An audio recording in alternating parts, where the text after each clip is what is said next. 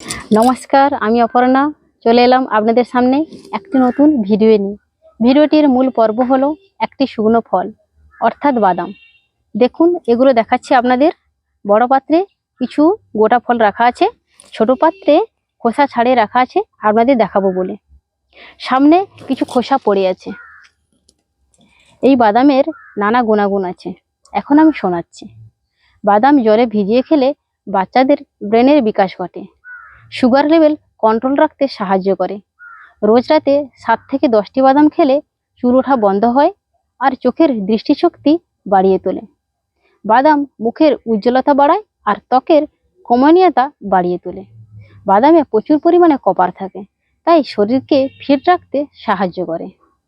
এই বাদাম শরীরের ক্যান্সার সেলকে নষ্ট করে তোলে। বাদামে প্রচুর পরিমাণে ক্যালসিয়াম, ভিটামিন ডি থাকে, তাই হাড়কে মজবুত রাখতে সাহায্য করে ইত্যাদি। এর আরো নানা গুণাগুণ আছে। এই গাছটি আমাদের বাড়িতে রয়েছে, চলুন দেখাই এবার ওই গাছটি।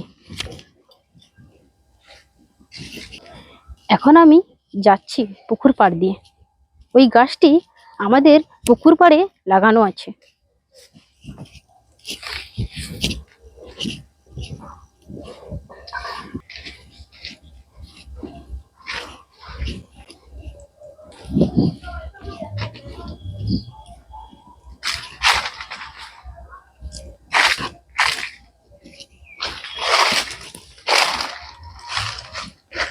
দেখুন, এই সেই গাছ, স্তরে স্তরে ডালাপালা বেরিয়েছে, বড় বড় পাতা, খুব সুন্দর এই গাছ।